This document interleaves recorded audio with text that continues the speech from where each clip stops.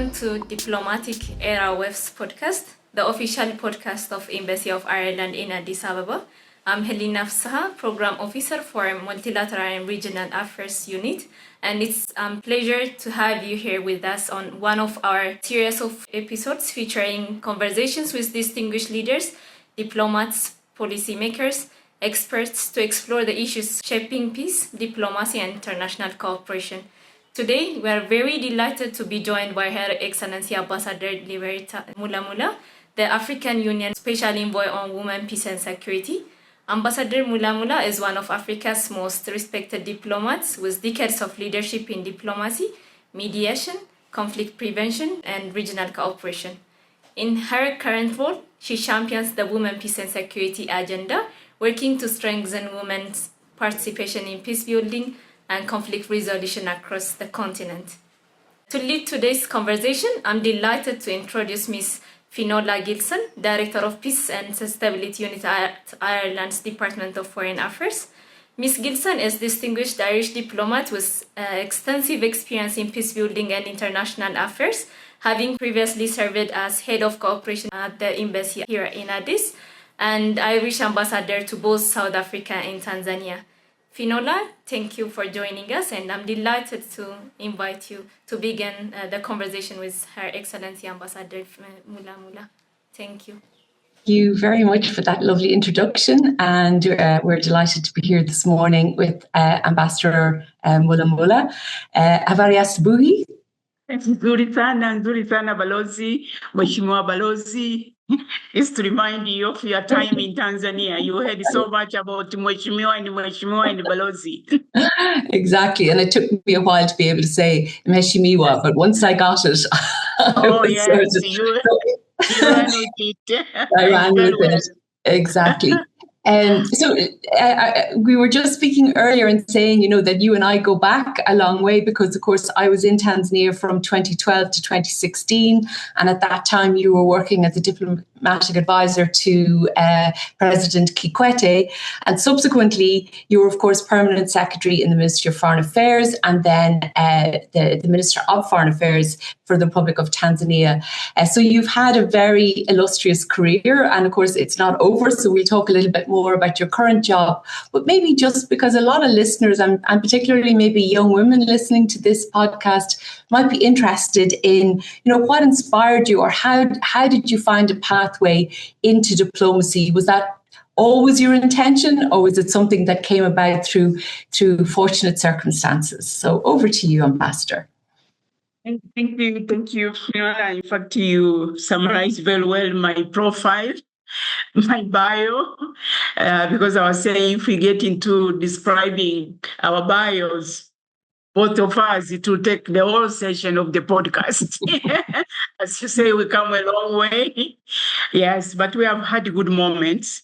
I must say, and this is always where I get started, because when I graduated from the university, and by then in Tanzania, you are not seeking jobs, but you are relocated to areas of your choice. My choice was not even foreign affairs. My choice was to be a journalist. So I put first choice, one of our journalism institute and news agents, as second choice, third choice, news agents.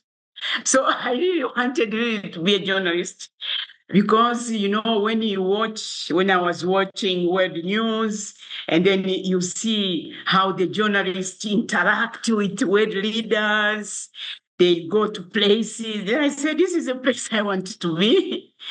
But anyway, I always say that God always has plans. So this didn't work out. So I find myself in foreign affairs. But also, of course, I also studied international relations. So that was also a soft landing. So I must say, my career journey spans almost over 40 years. And I always say, without revealing my age, I've been in the foreign service for so long. And as I say, I started from rank and file. and maybe the only person in the Foreign Service who was risen from the ground floor to the top floor, all the stages. And of course, also I was happy. I mean, lucky, because it was not that I was the best, but it is my career path took me through all those stages. And as you mentioned, of course, I was, and I always say I've been man of the first and first. So I was the first, of course, permanent secretary, as you mentioned, the first woman permanent secretary, Foreign Service permanent secretary. And then I was also the foreign affairs minister as a career, because there have been foreign ministers, many foreign ministers, but as a career foreign service, I was the first. But I must say, I was lucky again, because when I joined the foreign service, my first posting was in New York at the permanent mission of the United Republic of Tanzania to the United Nations. I must say, being at the United Nations, being at the Tanzania permanent mission, I think defined my career trajectory path. One, I always tell all the aspiring foreign service that the only place on earth where you can learn actually international relations, international affairs in practice is being at the United Nations. Because imagine the moment you have been there, the moment you land at the United Nations, it's like you have the whole world in your palm. Yes, and So, you really see how countries interact with each other. So you get a very quick tutorial on literally relations between countries. Exactly. And I remember, of course, when we were in school, we were like memorizing the world maps, the island map. I mean, the flags actually. So you see all these flags, and then you started clicking. Say, oh, so this is Ireland. This is where Ireland sits. This is where the UK sits. Where the United States sits. And of course, I also want to share this because alphabetically, when you are seated at the United Nations in the General Assembly, you sit alphabetical, regardless whether you're big or small. So with the United Republic of Tanzania, we were sitting between the United States, United Kingdom, and then by then, of course, it was USSR. So I found myself squeezed. Right. Yes, right in the middle of where all of the power was being exercised. Exactly. And of course, I joined the Foreign Service in the 80s. And then the 80s were very difficult times, I must say, with the Cold War and the relationship between these powers. So, but that helped me to develop that assertiveness, to develop confidence, but also communication skills of articulating my country's position between these powers. And as they used to say, speaking the truth to power. So one time, the permanent representative of the United States, she's now late Kilpatrick, she was whispering to our team, said, this young lady, she makes so much noise disproportionate to her size. So, I mean, it's just maybe just to pause there for a minute and think about, in the 1980s, as an African at the United Nations, as you say, sitting in that row. Yes. Even then, there probably weren't very many women, not just in the Tanzanian diplomatic mission, but probably in many other diplomatic missions. So, were there role models for you in the Tanzania service? Or where did you find your inspiration? Yeah, actually, I must say the inspiration was not, by then also, we're not so much focusing about the women, I must say, but focusing on those key diplomats that you said, no, tomorrow I want to be like. Because there was, for example, there's a permanent representative from Singapore.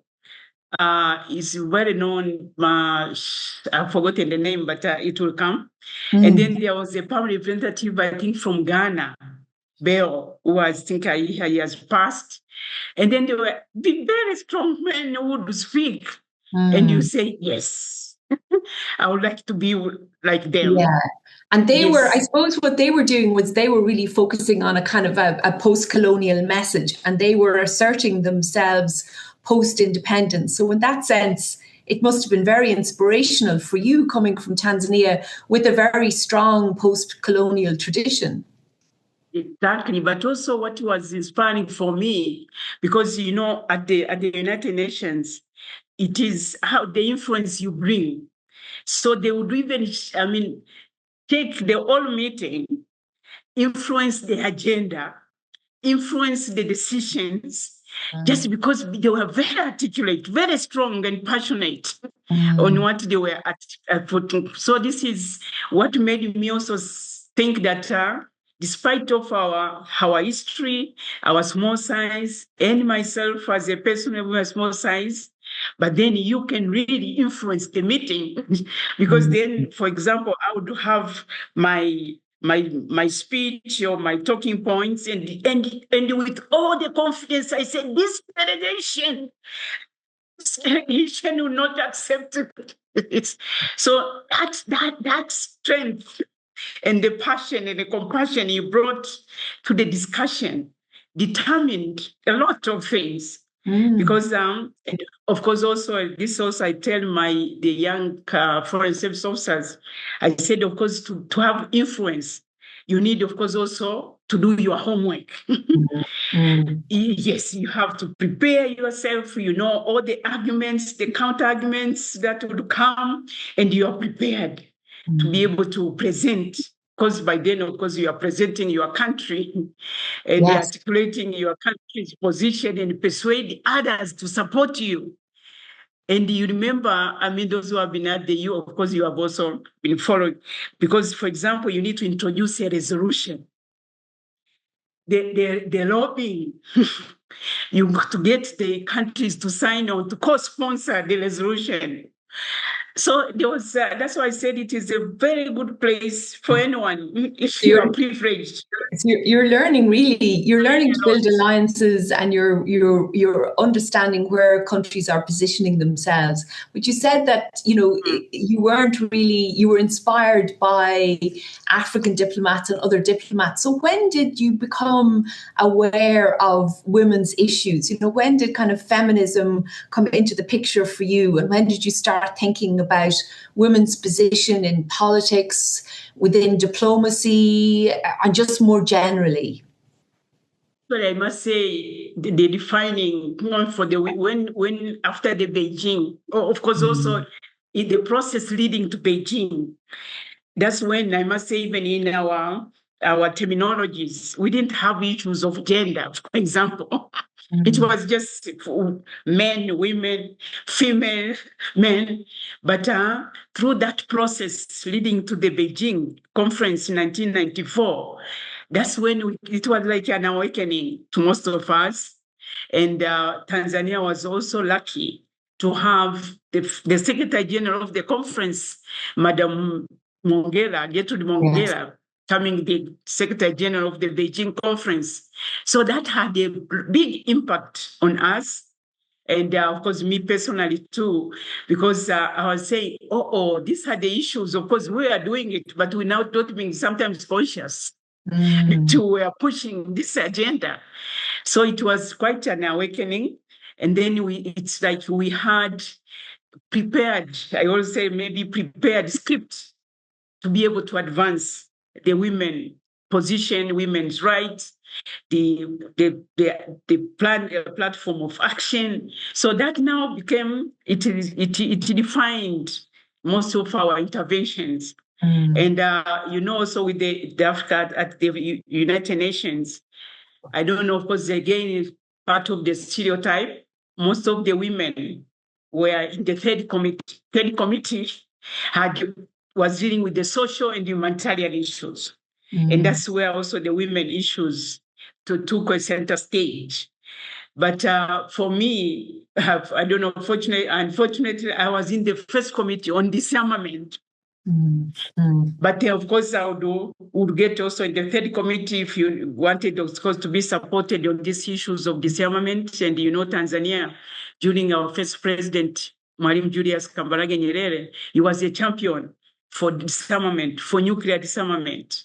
And he teamed up with a couple of countries far from Africa. He had countries from Sweden, teaming up with Sweden, Argentina, I think it was Cyprus, some countries that were really passionate about this agenda. So for me, I was saying this 1994 is what really brought to the fore the issues of the women, and also seeing that, because maybe it's also be honest that when I joined the Foreign Service, we were a good number of girls, and then because we became women, when we joined, actually, we were almost 40-60% of the women.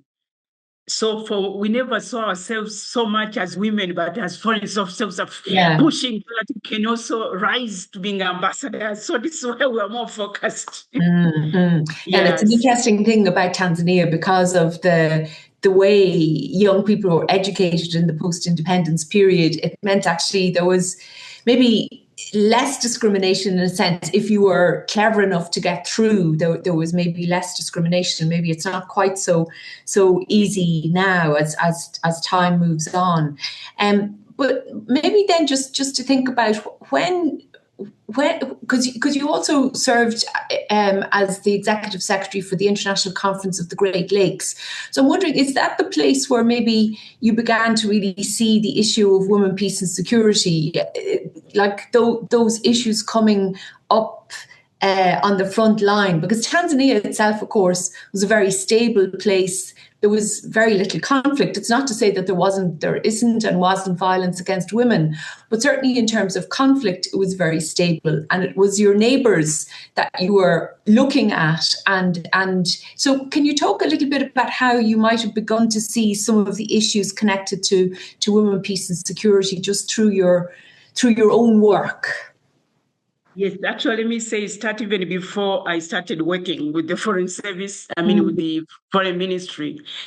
My understand where I had connection or emotional connection to the issues of peace and security, especially the suffering of women, is from, Tanzania very well. I come from the region that borders borders Rwanda, Burundi, Uganda. And this, of course, historically, they were known as conflict areas. And when we were small, since our childhood, we had been receiving refugees from these countries. But seeing the suffering that they were going through, the women running away with their small children, but also having these men very qualified, but then living in very hard conditions as refugees, but also coming to work for us as laborers. Somebody who was a doctor, somebody has been an engineer working in our gardens. So this really touched me so much. Because I was saying, what's wrong with these countries? What's wrong with these leaders? And they see how their peoples are suffering. So that lived with me for a long time.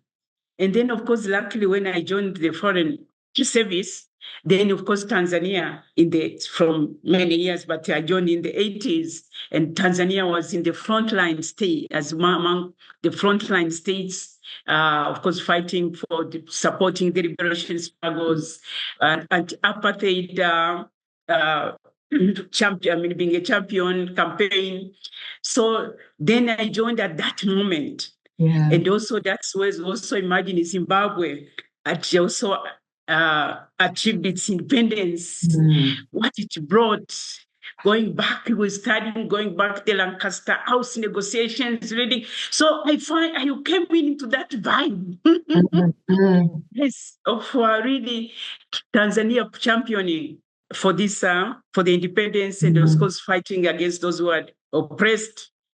So then imagine 1990s, there was so much happening. Of course, we had Namibia independence celebrating, but then we were hit by the war in Rwanda.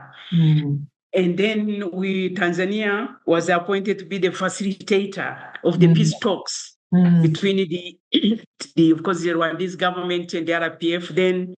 So we spent 2 years in Arusha, peace talks for Rwanda. And our by then President was President Arias and Mwinyi was a facilitator. But then, of course, the president could not sit in Arusha. So he appointed this team, and we were among them. But what I wanted to share with you, among the team members of the facilitators team, the majority, we were women, girls. Yes. And I must say, we were the movers and shakers in the sense that we were, of course, not takers, pushing, and sometimes they send you for the most hard person. And they say, Liberata, maybe can you go talk to him and try to see if it can make sense to him to come back sometimes because they would walk away from the talks. And then you go and then with your you plead with him. And then, of course, they'll come back. So by then, I didn't know that I was being prepared for this. I knew for what was coming. But then in that sense, even though the facilitation team from Tanzania had good representation of women, I presume on the other side, you were not engaging with women at all. And did that strike you at the time? There was none. I said there was no single woman. And again, of course, by then, as I said, we were just doing our job. It was not maybe looking always whether the women were there or not. Yeah. But then the pitch we were making was based on mostly women suffering, women being victims, children suffering, old women. So this was, again, from, of course, our perspective, even in our notes, would put more emphasis on the suffering of this, again, without knowing that we are pushing for these women. Yeah, you didn't necessarily have a framework as such, because that was before the resolution was passed in 2000. Exactly. But I suppose, as you're saying, both an emotional and intellectual reaction. But then it sounds to me that the emphasis was more on women's suffering and less on women's agency and how women should be involved. So when did that balance come, or did it, or was that after the resolution was passed? What was your kind of thinking, and others around you? What was that like? Yes, actually, even before the resolution was passed, because by then Tanzania was pushing, was campaigning to be in the Security Council. Yeah. And of course, we took it that this also should be one of our agenda. And by then also the Namibia had called a meeting in Windhoek. And before the resolution was adopted, we came up with the Windhoek Declaration. I was at that meeting. So then that's when things really started resonating with me. We need to push to see the women, because also personally, I was saying, I've played a role in the peace negotiations. So it's not something that is abstract. We have done it. Yes. I've seen in our team how the girls, the women were able to help the facilitator so much to remain focused, because we would be preparing for the sessions, take the notes. So this is when it came. That's when I said, this is something that is worth the cause and something that we need to push. And for the 2000, I was in my career, 2000, yes. I was, of course, at the ministry. Yes, I came at the ministry, and then that's when they had also launched the process of launching the International Conference on the Great Lakes region. You know, it started with the resolution, the Security Council, and then Kofi Annan said, you know what, if we need to have sustainable peace and security in the Great Lakes region, we need to take this initiative back to the region so that it is owned by the people, it's owned by the leaders. So I was the national coordinator of that process. Yes. Leading to the formation, establishment of the International Conference on the Great Lakes region. So by then I was really, I must say, I was prepared in a way. Yeah. Because, yes, having that resolution passed, so as I was saying, we ran with it. Yeah, so those two things together happening at the same time reinforced not only your experience up to that point, but then the position that you had in the International Conference of the Great Lakes left you in I suppose you had a bird's eye view of how women could engage in peace building. Yes. So, of course, the suffering was still there, but what were the opportunities that emerged as a result of the resolution? Like, how did you see it playing out on the ground? Did you see women getting more involved? Did you see space being created for them? Or how did it look on the ground? Well, I must also confess that it took time before it could really resonate with people on the ground. And now I have a new term of localizing this resolution, especially for Tanzania. For countries that were not in conflict, were not at war, it looked like it was far-fetched. It didn't apply to them. So I could not see that there was a real momentum in really appreciating this resolution. But with time, and especially with the establishment of the UN Women, and then they started really pushing and sensitizing about the importance of this resolution, because it was not only about maybe prevention, protection, but he said you can even take one pillar of participation. Yeah. He said this really applies even to countries that are at peace. But then to get the women participate in the nation building, women participating to ensure that there is the social cohesion, participating in community building. So that's when really everyone now say, oh, yes, it makes sense. We need it. So this is that's why also in Tanzania, it took almost so many years, almost 25 years before we could have a national action plan, for example.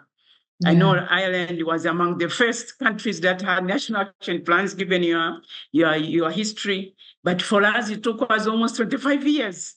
Yeah. And it also, it also took us a little bit of time to have an action plan that looked domestically. I think a lot of countries were happy to have action plans that looked outwards, but you know, that issue of looking internally about how women, peace and security can assist. So can I ask you a little bit about your current role then, and you know how you see, because you're the second AU Special Envoy on Women, Peace and Security. So there has been progress, there's no doubt. But can you talk to me a little bit about what your priorities are now as you're coming to it? I suppose you're bringing some fresh eyes, but you're also bringing huge experience.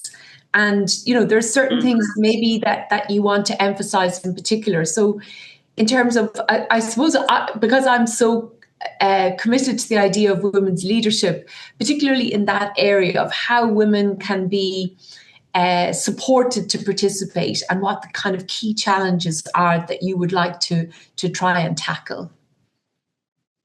Yeah, let me first start by saying I was honored and privileged to be appointed in this position.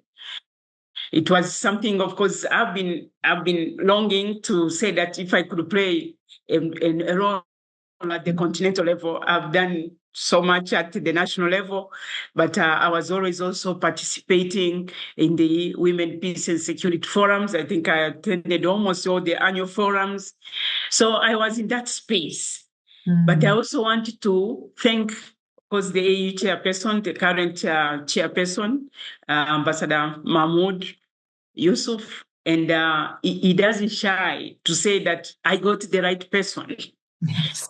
So, well, I have to agree with him. He got the right person. I don't know, but he is very passionate with the WPS agenda.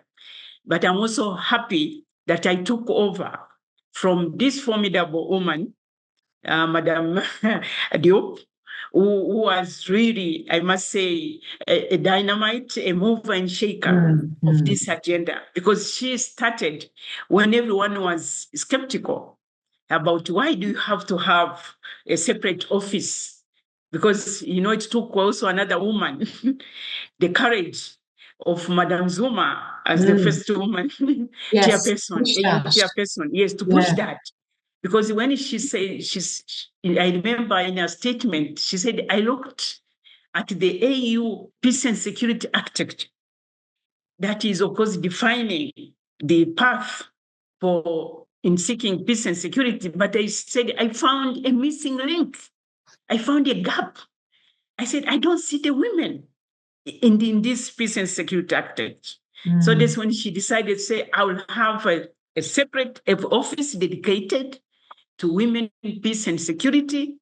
And of course, knowing the process, how long it would have taken to have this office approved through the AU system, then she said, I would establish it under my office. So that's how she got it established. Why I said we will continue to work on institutionalizing the office. So I was happy that taking from Madam Diop, Bineta Diop, for me it was quite easy because she had put a foundation. They had done a lot in this space, and also coming from the background of being an activist, let me put it that way. She was also leading an NGO on women, peace and security. So she was really good. So for me, I must say it was a bit easy coming in after her. But I must also say, Finola, my late father used to say everything is about timing. Yes. I came here at the right time when this agenda was being energized with the celebration of 25th anniversary of say Resolution 1325, because I came in late August, September, and then October. The whole month was about celebrating this, but also providing the time for reflection. Said, what have we achieved in 25 years? But then how do we move from here? Do we have the state to continue business as usual?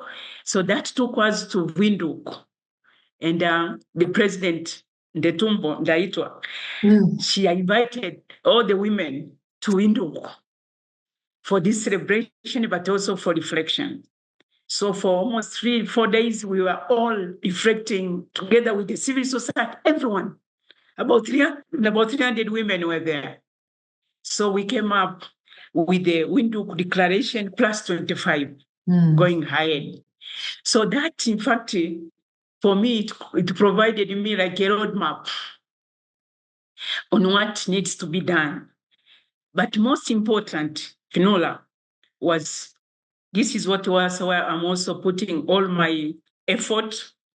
One is to ensure that we move from the symbolic representation, from the numbers, have really significant representation in peace and security processes, but also, again, moving from the stereotype of seeing women as victims, because going around, you won't believe this, because this is what I said, I need to be on the ground and see what actually women are doing, even in very volatile, but then the women are so organized, extremely organized in their own, because they have organization, but also at the community level, they know what's going on. They are the mediators. They keep the communities together. Yeah. But then they don't give up, because we went into South to Sudan Port Sudan, and we went to visit these women in the IDP camps. They are in very horrible conditions. I've never seen camps only for women and children, but very, I must say, dehumanizing condition they live in.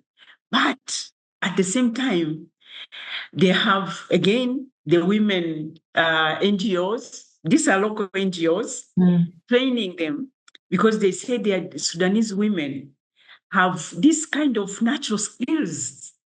So they said, let's use their skills to get them, empower them, get something that they could live on.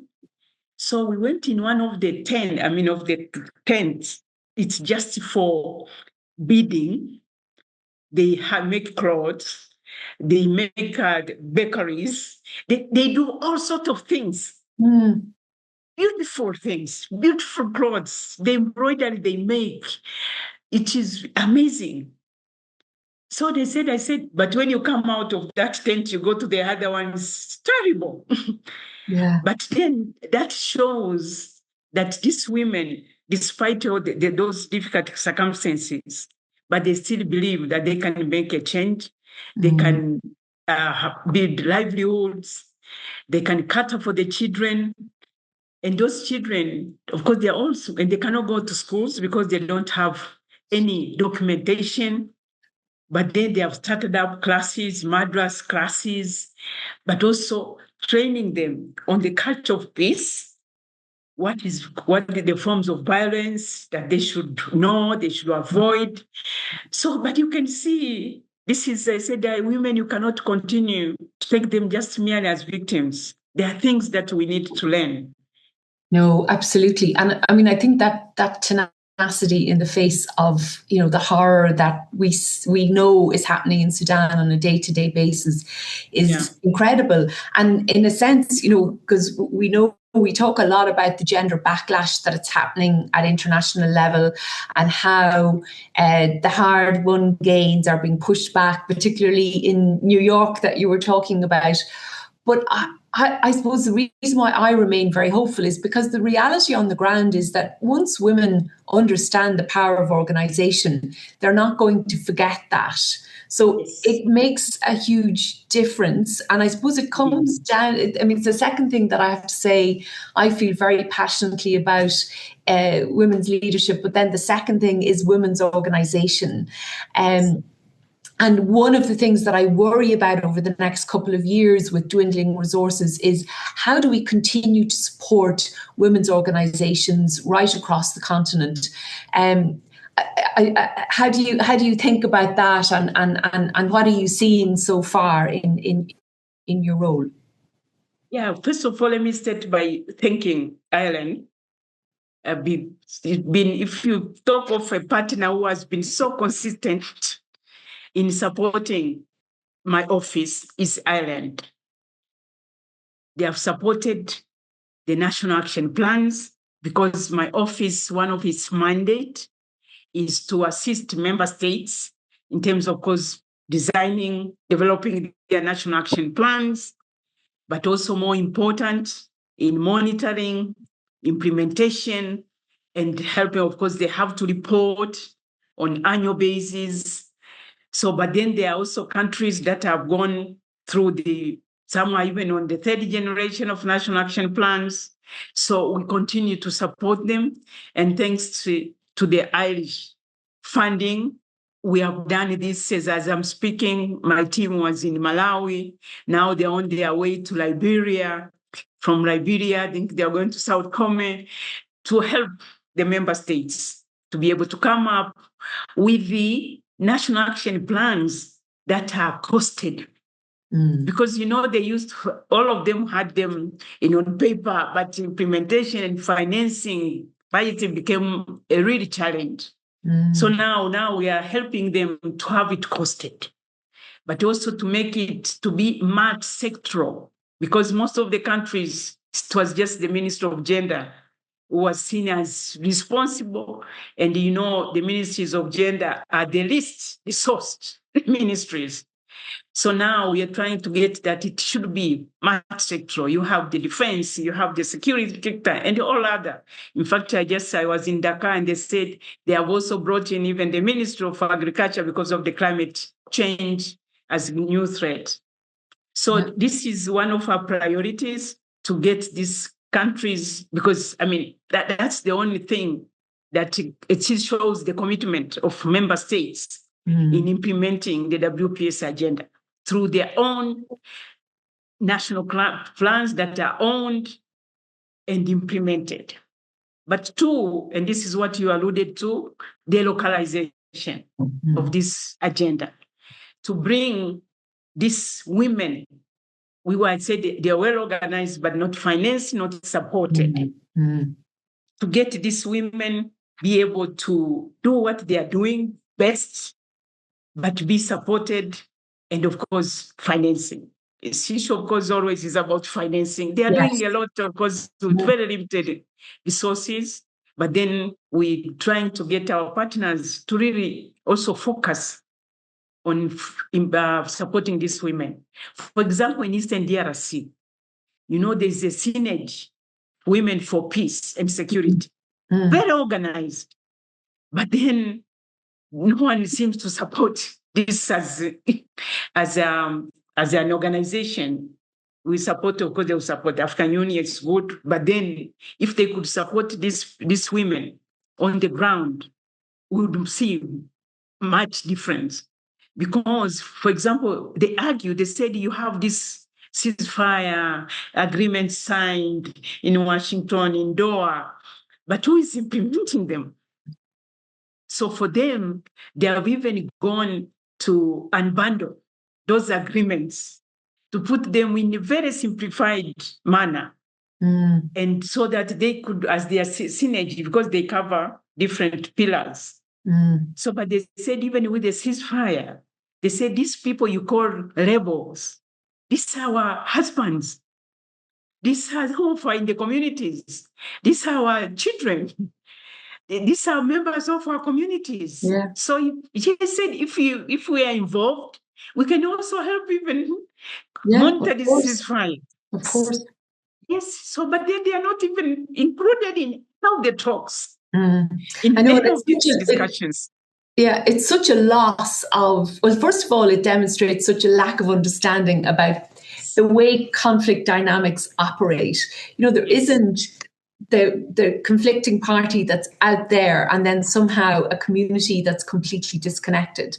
So I think that once you begin to talk to women about how they experience conflict, then you begin to understand better even the conflict dynamics. So as a peace builder, it's so important that we find ways to support them to be involved. And I think in the Eastern DRC, women have really taken leadership roles despite the fact that they have experienced such conflict-related sexual violence. And I wanted to talk to you a little bit about that as well. In fact, we're going to be running short of time, but two things I wanted to talk to you about. One was conflict-related sexual violence and how you see the African Union responding to that and how your office responding to that, particularly in we're seeing really horrible examples of it in Sudan, but it's been ongoing in the Eastern DRC for many years.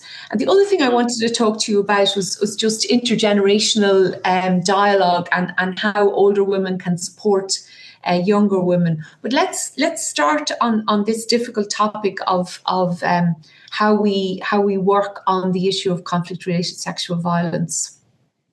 Yes, of course, at the core of our mandate, of course, is this issue of sexual, conflict-related sexual violence. Whether we like it or not, it remains one of the very disheartening form of conflict. Of course, we started when I was in the Great Lakes, is when these concepts came in, sexual violence used as a weapon of war. We were saying it, but not actually understanding it very much. But then I can see with time, now people appreciate, of course, with a concern that all the women you talk to, they have really suffered. through this sexual violence. When we were in Sudan, they were telling us the atrocities that have been committed on them as they flee. It is really, really something very, very heartbreaking. So, but at the African Union, the African Union, something you can credit the African Union is having the best normative frameworks on all issues, having the best legal instruments on all issues we have spoken about. And recently, the African Union, at the level of the heads of state at the summit, they adopted the Convention on Ending Violence Against Women and Girls. This was adopted in February 2025. And it was not easy, because I remember I used to participate in those discussions, negotiations when I was in government. You could see that while everyone acknowledges that there's this problem, but then because of the cultural perspectives, some people, of course, they bring in the religious dimensions into this. So it took a long time to come to a consensus and they agree on these legal instruments. So there's a lot. And if we can be able to get the countries, member states, implement this would really go a long way, because it's also for the first time, because most of the legal instruments that exist, they never looked into the survivors, the victims. So this one covers, it's all encompassing. We are now, also through our good partners and friend as Ireland, when I was in Dar es Salaam, because my pitch was, if in your own position and influence, if you could get the member states to sign and ratify this convention, it will make a big difference. Because, as I said, it has everything you can ask for in terms of putting an end to this violence. When I was in Rome, I had a meeting with the UN Special Representative or Special Envoy on ending conflict-related sexual violence, Madame Pal, and she was saying there will be a UN Security Council devoted to this issue on the 8th, I think, of July, next month. So he said, I'm trying, but then when she was giving me the statistics, he says, Liberata, Ambassador, I'm so sorry, we are nowhere close. No. Yes, he said it is getting even worse. So what we have seen, of course, in other Gaza, wherever, it is everywhere. Everywhere. So yeah. So I don't know what needs to be done, but if at all we can be able to, through our advocacy, to have the political will, get the member states to really commit themselves, and they ensure because when I was in the Great Lakes, we had a special summit on this issue, and then the heads of state committed themselves to zero tolerance to this sexual violence. This is many now, I think 10 years ago, but still prevalence. So you can't go it alone. We need all of us. Yeah. And I think we really need to emphasize accountability, because until parties that perpetrate this kind of any sexual violence, until society really sees that those people need to be held to account and actually see that they are prosecuted and held to account, I think we have the normative frameworks, but we don't have the political will for accountability. So anyway, we think about all of those women who are, who have survived and who somehow continue to live and to to insist on leadership despite the trauma that they've been through. I think for me, it's an extraordinarily admirable thing that many women are able to do, but many women are not able to do that, and we also have to recognise it. But look, we're drawing to the end of our interview, and I just wanted to talk to you a little bit about this thing of intergenerational dialogue, because in Northern Ireland, as you know, we are still in the middle of a peace building process, if you like. And what I see is the women who were involved in the Women's Coalition that were part of the team that negotiated the Good Friday Agreement. And I see women who are working in women's organisations across Northern Ireland and indeed Ireland, who have different experiences and are having some opportunities to talk to each other, but maybe not enough opportunity to talk to each other about their different experiences and how they've dealt with challenges. The challenges for women in the 1980s are very different from challenges now. And how do you see maybe the contribution that we can make, those of us who are now a little bit older, in terms of sharing experience and engaging with younger women and trying to help them to see that even these challenges can be overcome that they're facing? Yes, yeah. In fact, let me say one also of our priorities is to see how we can be able to advance this intergenerational dialogue. We have done it well, I must say it, because of the African Women Leadership Network through AULIN. Yes. And by then, of course, AULIN and WPS were like one, but now it's a bit separated. But then my office has also taken up this so that when we talk of intergenerational dialogue, people, of course, they see it in terms of mentorship, the old mentoring the young. But then for us, we want it to be also both ways. That, yes, the young learning from the old, but then we also learning. We have to learn from the young. Because also the youth in my office, the majority of my staff, it's not many, but the majority are the young. I call them my best Gen Z. Yeah. They are the movers and shakers of this office. They go, they always test the ideas. They always go for these initiatives. So this is what I call intergenerational in making, in practice. Yes, I said we have had, of course, dialogue. We know what we want. We know what is missing. But then how do we engage this youth, these young emerging leaders in real sense and really understand that they have an important role to play in advancing this agenda? Now, of course, there is I've been in countries where they are competing between the youth peace and security and the women peace and security in parallel. But I said, no, they should be integrated. Exactly. I was saying, who said that the women in peace and security is about Liberata? I said, even the young women. So we cannot separate the two. No. Yes. So this is also my plea that we need to integrate and move as one agenda. Yeah. Of course, they are demanding to have their own. I said, fine, but let us harmonize especially at the national level, because now they have to have national action plan for WPS, YWPS. So I was saying, no, you need to, approach them as one. Of course, complementing each other.